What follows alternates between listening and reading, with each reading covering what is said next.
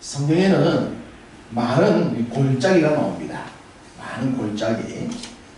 성경에 나오는 많은 골짜기 가운데 우리가 가장 잘 알고 있는 골짜기가 있을 것 같아요. 찬송에도 나오죠. 아골골짝, 빈들에도 아골골짜기가 잘 알고 있는 골짜기라 얘기집니다. 여호수아 7장에 보면 여호수아가 여리고를 은혜 가운데 점령하고 난 뒤에 아이성에서 실패하지 않습니까? 아간의 범죄로 인해서 실패했고 그 아간을 심판하여 돌로 묻었던 장소가 아골 골짜기입니다. 또 유명한 골짜기를 생각해 본다면 에스겔서 37장에 보면 마른 뼈들이 가득한 장면이 나오죠. 하나님이 마른 뼈가 가득한 골짜기로 에스겔을 데리고 가서 그 마른 뼈가 큰 군대로 바뀌는 환상을 보여주지 않습니까? 우리가 믿는 사람이 마른 뼈다귀처럼 그렇게 의미 없는 존재 같아도 하나님의 영이 임하며 큰 군대처럼 될 수 있다. 이것을 에스겔 37장에서 보여주는데 그 에스겔 37장에는 정확한 골짜기가 나오지 않아서 우리가 일명 에스겔 골짜기다. 그렇게 부릅니다. 환상 중에 첫 번째 환상이죠. 처음 교회를 다니면서 성경을 읽다 보니까 흰놈의 아들의 골짜기가 나오더라고요. 흰놈의 아들의 골짜기. 야, 그러면 흰놈의 아들의 골짜기가 있으면 또 무슨 놈의 아들의 골짜기도 있겠습니까? 검은 놈의 골짜기가 있겠지 싶어서 성경을 찾아보니 검은 놈은 없어요. 흰놈은 희고 검은 게 아니라 사람 이름이죠. 흰놈의 아들의 골짜기. 그런 골짜기도 성경에 등장합니다. 그 외에도 많은 골짜기가 나옵니다. 아브라함이 조카 롯을 구하기 위해서 조카 롯이 사개국 연합국에 붙들려가지 않습니까? 집에서 길리온 318명을 데리고 가서 조카를 구해오는데 그때 조카 롯을 구해올 때에 그 장소가 시딤 골짜기입니다. 그리고 아브라함의 아들 이삭이 우물 때문에 나중에 아비멜렉과 그 사람들과 많은 갈등이 있는데 그 모든 것들을 다 소화를 해내고 평화협정을 맺고 그리고 더 잘됐던 삶을 살았다라고 말할 때에 이삭과 관련된 골짜기가 그랄 골짜기라고 하는 겁니다. 여호수아가 아모리와 전쟁을 하죠.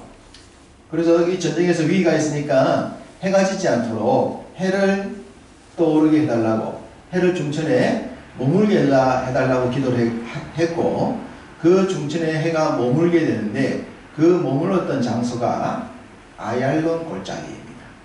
들어보셨고 읽어보셨는데 기억이 안 날 수도 있겠습니다. 다윗이 골리앗과 싸우기 위해서 물맷돌을 가지고 나갑니다. 그 물맷돌을 주었던 장소와 골리앗을 이겼던 장소, 거기가 엘라 골짜기라는 곳이 있습니다. 여호사밧이 사개국 연합군의 공격을 받았을 때에 쉽게 이길 수 없자 하나님께 기도하고 찬양대를 군대 앞에 세워서 나가게 되죠. 그때 하나님이 영으로 역사하셔서 그 사개국 연합군들이 자멸하도록 만들지 않습니까? 거기서 큰 승리를 거두고 난 뒤에 그 골짜기를 브라가 골짜기다 그렇게 불렀습니다. 이렇듯 성경에는 이 외에도 참 많은 골짜기가 있어요. 그 골짜기마다 하나님의 역사, 하나님 백성들의 승리가 기록되어 있는 그런 골짜기다라고 볼 수가 있습니다. 그런 골짜기 있는데 오늘 제가 설교 본문은 무슨 골짜기를 만들었습니까? 눈물과 환희의 골짜기다 그렇게 했습니다. 눈물의 골짜기, 환희의 골짜기. 눈물의 골짜기가 있을까? 시편 84편 6절에 이렇게 기록했더라고요. 그들이 눈물 골짜기로 지나갈 때에 그곳에 많은 샘이 있을 것이며 이른 비가 복을 채워주나이다 라고 말하면서 눈물 골짜기가 나옵니다. 그 눈물 골짜기를 하나님이 은혜로 채운다라는 내용을 보여주고 있고요. 환희의 골짜기는 어딘가? 환희의 골짜기는 등장하지 않습니다. 제가 눈물과 환희의 골짜기라고 하는 이 골짜기, 오늘 성경 본문 22절에 보면 어떤 골짜기입니까? 22절에 골짜기가 나오죠? 무깃도 골짜기입니다. 무깃도 골짜기. 오늘 설교의 핵심 내용이 바로 이곳입니다. 무깃도 골짜기. 이 무깃도 골짜기가 설교로 드릴 눈물과 환희의 골짜기다. 눈물의 역사와 환희의 역사가 이 무깃도라는 장소에 들어있다라고 하는 것이 핵심입니다. 무깃도는 뜻이 주둔지라는 뜻입니다. 주둔지. 군인들이 머물러 있는 주둔지. 그러니까 이 머깃도는 군사적인 도시다라고 보시면 되고, 군사적인 것과 굉장히 밀접한 관계가 있다라고 생각을 하시면 됩니다. 오늘 읽어드린 본문에는 하나님의 참 선한 한 왕이 등장하지 않습니까? 요시야라고 하는 왕입니다. 저는 개인적으로 이스라엘의 남북 분열에 북왕국 19명, 남쪽에 20명, 총 39명의 왕들 가운데 가장 선한 왕을 뽑으라면 저는 단연 요시야를 뽑습니다. 히스기야보다도 훨씬 더 탁월할 정도로 요시야가 멋진 선한 왕이다, 그렇게 표현할 수 있는데, 그 요시야의 마지막 장면, 머깃도 전투에서 전사했던 그 내용이 오늘 본문 내용입니다.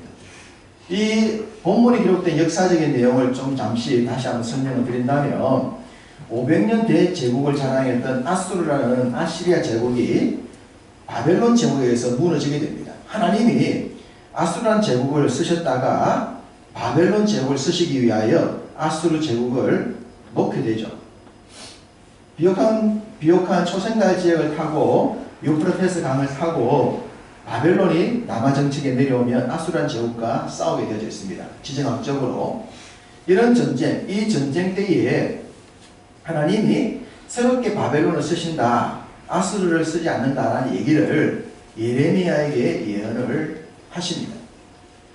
하나님이 새로운 제국 바벨론을 쓸 것이기 때문에 바벨론과는 함부로 대항해서는 안 되고, 남유다를 심판하실 때 바벨론을 쓰시기 때문에 또 바벨론에 저항해서도 안 된다라는 예언을 하십니다. 이사야 때부터 예언을 하셨지만 하나님이 제국들을 얘기하실 때 항상 하시는 말씀이 있습니다. 하나님의 세계의 경영. 세계는 내가 경영한다. 이것을 우리는 하나님의 주권과 섭리라고 믿지 않습니까? 세상에 돌아가는 모든 일들은 하나님의 계획 속에 있다. 우리가 볼 때는 우연히 보이겠지만 그 우연 속에 하나님의 섭리가 들어있는 거예요. 그러니까 나라의 흥망성쇠와 제국의 얘기 속에는 하나님이 무엇을 뜻하신가를 볼 수 있어야 됩니다. 예레미야 때 하나님이 알려주신 거죠. 아수르가 망하고 바벨론이 새로운 나의 도가 될 것이다, 나의 지팡이가 될 것이다 라는 말씀을 주셨습니다.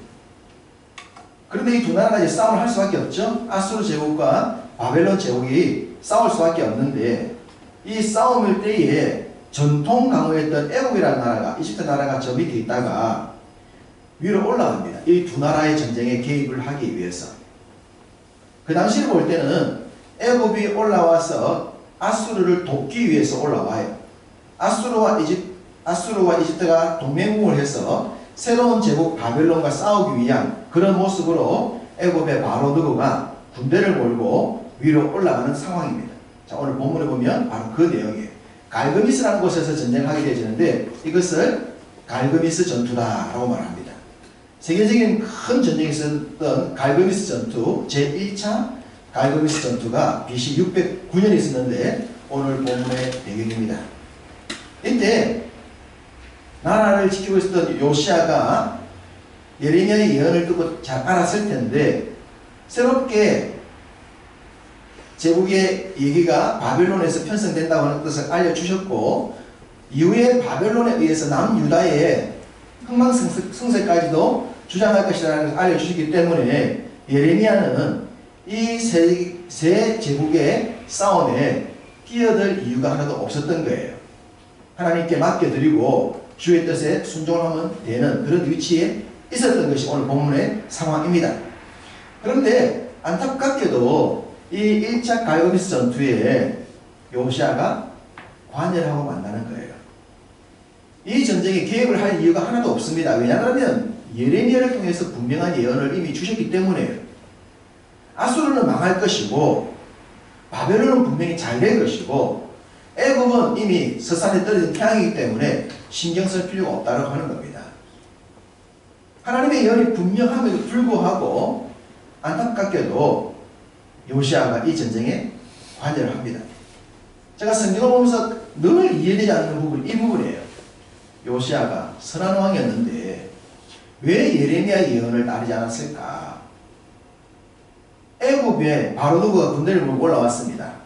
분명히 얘기를 하지 않습니까? 21절에 뭐라고 말합니까? 바로누가 이 전쟁은 누구의 뜻이다? 하나님의 뜻이다. 바로노고도 물론 그 당시 바로노고 이런 말을 했을지 성경이 했는지 모르겠지만 바로노고조차도 이 전쟁은 하나님의 전쟁이니까 네가 이 일에 간섭할 필요가 없다. 요시아보고 너 간섭하지 말라고 그랬습니다. 길만 지나겠다. 길을 지나서 올라가서 내가 저 아수르와 바벨론 그 나라와 싸울 거니까 너는 간섭하지 말라. 그러면 요시아가 손 안 대고 코 푸는 방법이 있지 않습니까? 길만 비켜주면 돼요. 그러면 애굽에 올라가서 아수르와 동맹을 맺고 바벨론과 싸울 것인데 하나님은 이미 바벨론이 이긴다라고 말씀하셨기 때문에 애굽과 아수르가 아무리 돌돌 뭉치더라도 바벨론을 이길 수 없게 되어 있어요. 그럼 애굽이 크게 망하겠죠. 그리고 패배자가 되어 돌아가지 않겠습니까? 얼마나 좋았겠습니까? 그런데도 불구하고 요시아가 바로노에게 못 올라간다. 내 길목 비켜준다. 라고 하는 바람에 무길도에서 한방 붙게 됩니다. 결국 이 무길도에서 선한왕 요시아가 죽고 말아요. 너무 안타까운 장면이죠. 손 안 대고 코 풀 수 있었던 기회에 오히려 이 전쟁에 관여하다가 애굽에게 왕을 잃게 되고 애굽에 올라가서 돕지만 이기지 못하고 애굽은 내려옵니다. 애굽이 내려오면서 요시아 네가 방해이기 때문에 뜻을 이루지 못했다 생각해서 그때부터 이스라엘이 이 애굽에 속국이 되고 맙니다. 너무나 슬픈 이야기. 그 안타까운 내용이 오늘 본문의 내용입니다. 예레미야도 이 장면을 오늘 본문에 보면 25절에 애가를 지었어요. 예레미야의 죽음을 너무 아파했던 거예요. 예레미야도 성경에 기록되지 않았기 때문에 비하인드 스토리를 생각해 본다면 요시아가 전쟁 나가려고 할 때에 예레미야가 말리지 않았겠습니까? 제 생각은 말렸을 것 같아요. 하나님이 뜻하신 바가 있으니까 안 가셔도 됩니다. 라고 했을 것인데 전쟁에 가게 되었고 죽게 되었고 그의 죽음을 너무너무 이 예레미야가 슬프게 기록해주고 있습니다. 예레미야만 슬펐던 것이 아니라 그 당시 모든 백성들도 슬프했다고 말합니다. 그래서 성경을 보다가 왜 요시아가 이 전쟁에 개입을 했고 이렇게 허망하게 죽었을까? 정확한 이유가 나와 있지 않지만 이사야서 57장에 보면 의인의 죽음을 얘기할 때에 화액전에 큰 고통 전에 괴력감을 당하는 것이다 라고 하고 있기 때문에 하나님이 당신의 선한 종이었던 요시아를 더 큰 고통을 당하지 않기 위해서 전쟁에서 빨리 죽게 만들지 않았겠는가 라는 생각도 해봅니다. 어쨌든 참 안타까운 요시아의 죽음이 이 무길도에서 나타납니다. 무길도 굴짝입니다. 말씀을 드렸지만 남한국에 있는 20명의 왕들이 나왔을 때에 다윗의 버금갈 정도로 선한 왕을 뽑으라면 저는 단연 요시아를 뽑습니다. 정말 다윗의 버금갈 정도로 참 괜찮은 왕이 요시아였어요. 요시아가 전살했던 그 무길도라고 하는 것은 주둔지라는 말처럼 군사적으로 굉장히 중요한 장소이고 군사적인 많은 기록들이 이곳에 담겨져 있습니다. 오늘 본문 내용도 그렇지만요. 고고학자들이 이 무길도를 발굴을 하죠. 발굴을 하다 보니까 거기서 굉장히 이정표 역할하는 돌기둥입니다. 이정표 역할하는 중요한 물품 하나 발굴했는데 거기에 비아 마리사라고 하는 돌기둥 하나 찾게 됩니다. 비아 마리사.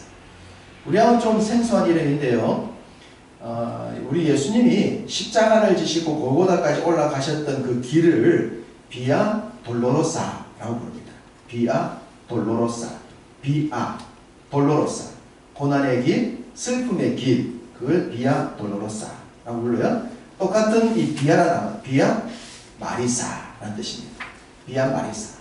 이 무길도에서 비아 마리사 나왔어요. 무슨 의미냐 그러면 이 이스라엘 지형도 그렇지만 그 이스라엘 지형 중에 특별히 무길도가 그 위치를 차지하고 있습니다. 북쪽으로 보면 티그리스 강이 흐르고 유프라테스 강이 흐르는데 그 티그리스 강을 통해서 티그리스 문명, 유프라테스를 통하여 유프라테스 문명이 만들어집니다. 그리고 남쪽으로는 이집트의 나일강을 통하여 나일강 문명이 만들어졌어요. 이 세 개의 문명들이 만들어진 장소들입니다. 유프라테스의 문명과 이집트의 나일강 문명이 이렇게 교차돼서 만나는 그 중간 지점이 이스라엘이라는 나라의 왜 하나님이 약속의 땅을 이 이스라엘 이곳에 주셨느냐라고 말하면 문명의 교차 지점이기 때문입니다. 예수님이 이곳에 오셨고 세계 복음화를 여기서 땅끝으로 만들어 가신 것도 세계 모든 문명의 교차 지점이 이곳이기 때문에 이스라엘 땅. 그 이스라엘 땅에 티그리스와 유프라테스 그리고 나일강의 문명이 교차되어진 이 길목의 중요한 길 비아 마리사 그 길목이라는 겁니다. 이게 머깃돌 그곳에 연결되어 있습니다. 머깃돌은 지도로 보면 아시겠지만 그 머깃돌 곁에 이스라엘 백성들의 삶의 가장 큰 평야요 곡창지대를 할 수 있는 이스라엘 평야가 있습니다. 이스라엘 평야. 당연히 많은 곡식을 가지고 저장할 수 있는 곳이 머깃돌이죠. 곡식 저장소가 있어요. 그리고 그 머깃돌에 가게 되면 수로를 만들어서 물을 또 저장해 놓습니다. 이것도 여행을 하게 되면 다 볼 수가 있어요. 그러니까 전략적으로 군사적으로 좋은 길목이니까 군사적, 정치적 또 어떤 경제적 길목에다가 곡식을 저장할 수가 있고 물까지 보장하고 있으니 이 지형이 군사적으로 얼마나 좋았겠습니까? 이곳을 차지하기 위해서 많은 전쟁이 있었던 겁니다. 고고학자들이 이 머깃돌을 발굴해 봤습니다. 발굴해 봤더니 20차례 정도, 20차례 정도의 이곳에 세워진 역사들이 무너지고 세워졌다는 것을 알 수가 있었어요. 이스라엘에 가면 골짜기도 많지만 언덕도 많이 있어요. 그 언덕을 우리가 말하는 그냥 언덕이 있고 텔이라고 부르는 언덕이 있어요. 텔은 자연적으로 생긴 언덕과 달라요.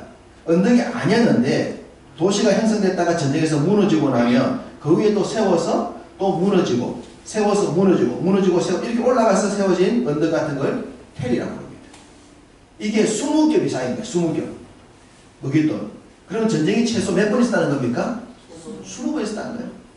20번에 무너짐이 있었고 그 무너진 걸 또 단장하고 난 뒤에 또 사람이 살다가 또 무너지면 또 단장해서 살고 또 높아진 언덕 텔 머깃돌. 20차례 이상의 큰 전쟁이 있었던 장소. 얼마나 중요했으면 그렇게 중요한 장소 이 머깃돌 지키기 위해서 요시아가 목숨을 걸었을까 우리가 생각해 볼 수가 있는 겁니다. 솔로몬도 나중에 나라를 세우고 난 뒤에 여기 병거성을 만들었어요. 또 구두 역사에 보면 나폴레옹도 여기에 주둔지를 두었다라고 얘기를 하고 있고 나중에 이스라엘이 독립전쟁할 때 아랍군과의 큰 전쟁에서 승리를 이루는 것도 바로 머깃돌이었다고 합니다. 이 머깃돌은 고대나 현대에 이어질 정도로 역사적으로 굉장히 군사적으로 중요한 위치를 차지하고 있고 그 기록들을 남겨놓고 있는 장소. 그 중요한 장소, 이 장소에서 요시아가 전사를 했다고 하는 겁니다. 요시아가 지키고 싶었겠죠. 애국 이방 나라의 왕이 자기 나라를 지나서 통과하는 것을 허락하고 싶지 않았겠죠. 혹시라도 이곳을 또 저들을 빼앗길 수가 있으니까 지키고 싶지 않았겠습니까? 그래서 그 머깃돌을 지키고자 했는데 안타깝게도 하나님의 뜻이 아니었던 겁니다. 그때 애국 왕 바로노를 막을 것이 아니라 통과를 시켜줘야 했을 텐데 안타깝게도 막다가 죽고 맙니다. 이스라엘의 모든 남녀도 오늘 본문에 보니까 슬퍼했다고 말하고 22절도 요시아의 죽음을 하나님의 말씀을 순종하지 않았기 때문이다라고 역대기가 기록해주고 있습니다. 요시아는 이 전쟁에 참여하지 않았어야 했습니다. 요시아가 죽음으로 인하여 이스라엘 백성들에게 큰 슬픔이 임하고 말았어요. 요시아보다 더 앞서 선한 왕이라 불리는 사람이 히스기야이지 않습니까? 히스기야가 죽고 난 뒤에 그의 아들 므낫세가 왕이 되는데 므낫세가 아버지와 비교할 수 없을 정도로 너무나 악한 왕이었어요. 므낫세가 너무나도 악했기 때문에 하나님이 므낫세로 인하여 남유다를 멸망시키겠다라고 말씀하십니다. 므낫세 때문에. 히스기야 이후 므낫세가 왕이 되고 난 뒤 남왕국은 멸망을 향해서 가고 있었어요. 멸망을 향해 가고 있을 때 갑자기 등장한 사람이 요시아입니다. 요시아가 므낫세 이후에 다윗의 버금갈 정도의 정말 선한 왕으로 등장하게 되죠. 그래서 하나님이 남유다를 멸망시키고자 했던 계획을 유보를 시킵니다. 누구 때문에? 요시아 때문입니다. 요시아가 너무 자기 마음이 합하니까 이 나라를 내가 멸망시킨 것을 당분간 멈추겠다. 요시아가 살아있을 때는 재앙을 주지 않겠다 하십니다. 참 놀랍지 않습니까? 멸망할 수밖에 없는 일이지만 그 시대의 믿음의 사람이 하나님의 말씀에 순종하게 되어지면 하나님이 그 멸망조차도 멈추시는 거예요. 우리가 왜 믿음으로 살아야 되냐면 이거 여기 있는 거죠. 세상이 아무리 악해도 여러분 우리가 한 사람의 선한 믿음의 사람이 되어버리면 그 멸망을 막을 수가 있는 거예요. 하나님이 그 한 사람 때문에 멸망을 멈추시는 거예요. 아브라함이 소돔과 고모라 망할 때에 50명에서 10명까지 말하지 않습니까? 찾아보라 하지 않습니까? 예레미야 때는 예루살렘 성을 돌아다니면서 선한 사람 한 명을 찾아오라 하지 않습니까? 한 명 있으면 하나님께서 멈추겠다고 하는 거예요. 10명 있으면 멈추겠다고 하는 거예요. 우리가 소수의 적은 교회지만 우리가 믿음의 사람이 되고 주의 말씀을 붙들고 있으면 우리가 이 시대를 살릴 수가 있는 거예요.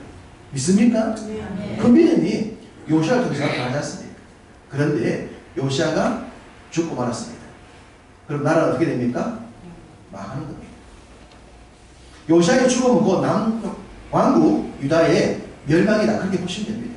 그 뒤에는 진짜 급속도로 망해갑니다. 선한 왕이 나오지 않기 때문입니다.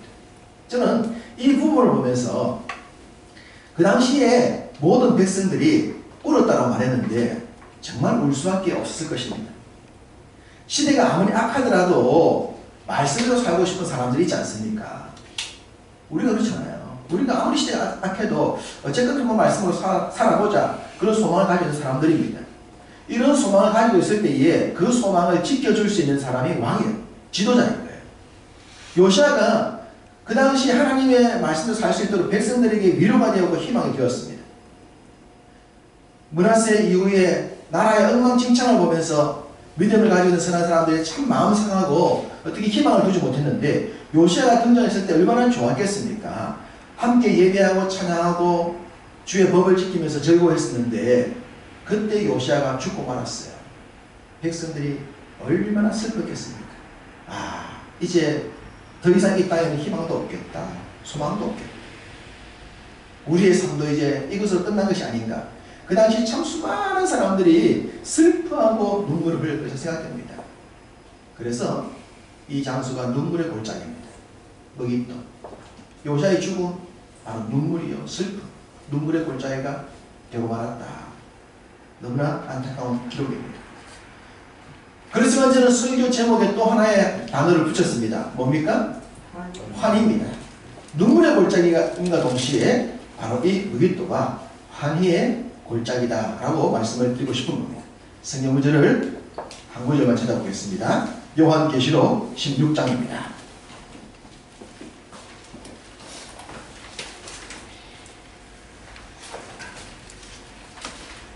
요한계시록 16장 16절입니다. 요한계시록 16장 16절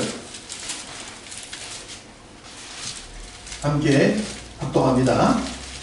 새 영이 히브리어로 아마겟돈이라는 곳으로 왕들을 모으더라. 여기에 아마겟돈이라고 하는 장소가 등장합니다. 어떤 사람들은 이 아마겟돈은 아마도 겟돈 때문에 싸운 장소가 아니겠는가 그런 얘기를 하면서 기억을 하는데 이 아마겟돈이 무깃도입니다. 무깃도의 히브리식 표현이 아마겟돈입니다. 하나님이 지상의 최후의 이야기, 최후의 전쟁 얘기를 어디서 끝내겠냐라고 말씀하냐 그러면 무깃도에서 끝내겠다고 말씀하셨어요. 아마겟돈, 무깃도에서. 이 무깃도가 실제 이스라엘 그 지명에서 이루어질지는 모릅니다. 그러나 하나님은 요한계시록에서 마지막 인류의 종말을 끝내는 전쟁을 바로 이 무깃도, 아마겟돈에서 끝내겠다 말씀하고 계신 거예요. 하나님이 많고 많은 지명 속에서 무깃도라는 지명을 사용하신 겁니다. 이 무깃도를 환희의 장소로 만들 계획이 계시기 때문입니다. 우리는 잘 알듯이 요한계시록은 인과 나팔과 대접의 재앙을 말하고 있지 않습니까? 인재앙, 나팔재앙, 대접의 재앙이 있고 난 뒤에 이 땅에 최후의 전쟁이 있을 것이고 최후의 전쟁 이후에 우리 주님께서 재림을 하실 것이다 라는 얘기를 하고 있습니다. 최후의 전쟁, 최후의 승리, 그것은 아마겟돈에서 이루어질 것이다. 머깃도에서 이어질 것이 아닙니다. 슬픔의 장소, 선한 왕 요시아가 죽고 백성들이 탄식하고 슬퍼했던 장소. 그런데 모든 역사를 다 지나고 난 뒤에 결론에 가보니 그 마지막 장소에 또다시 등장한 것이 머깃도라는 한 장소예요. 하나님이 이곳에서 인류 최후의 전쟁을 할 것이고 그 최후의 전쟁에서 모든 대적 사탄과 그의 쫄개들을 진멸하고 주의 백성들에게 승리를 줄 것이다. 그리고 영원한 새하늘과 새 땅에 들어가기 위하여 재림하실 것을 약속하고 계신데 그 승리를 말씀하신 것이 바로 아마겟돈 곧 머깃도라는 사실입니다. 놀랍지 않습니까? 무엇을 의미하겠습니까? 똑같은 장소에서 눈물을 흘릴 수 있겠지만 그 똑같은 장소에서 하나님은 반드시 웃게 만드실 분이십니다. 우리가 살아가는 삶의 현실이 그렇습니다. 우리가 살아가는 현실은 우리가 이 불신자들, 하나님을 믿지 않는 사람들과 살 때 우리가 참 낙망할 때가 많습니다. 눈물을 흘릴 수밖에 없고 탄식할 수밖에 없고 억울해할 수밖에 없는 그런 일들이 얼마나 우리에게 많습니까? 그런데 여러분 좌절하지 마십시오. 하나님은 바로 그 장소를 환희의 장소로 만들기를 원하십니다. 그것이 머깃도가 상징적으로 보여주는 겁니다. 너희들이 사는 삶은 머깃도와 같아. 눈물을 흘릴 수밖에 없는 그런 골짜기 같아 보이지만 반드시 거기서 환희를 하게 될 것이고 승리를 하게 될 것이다. 이것이 하나님께서 믿음을 가지고 살아가는 믿음의 성도들에게 주어진 삶의 현장인 줄로 믿습니다. 우리가 살아가는 모든 삶의 현장, 눈물 흘릴 수 있겠지만 승리할 것을 믿으시길 바랍니다. 승리하신 주님이 우리의 주님이시고 궁극적으로 승리를 주실 것이기 때문에 그 주님을 믿고 살아간다면 우리의 삶의 모든 현장에서 반드시 승리할 줄로 믿습니다. 이번 한 주간도 눈물이지만 환희를 주실 주님을 생각하고 주님과 함께 승리하는 멋진 한 주간, 멋진 하루하루 살아가시기를 주님의 이름으로 축복합니다.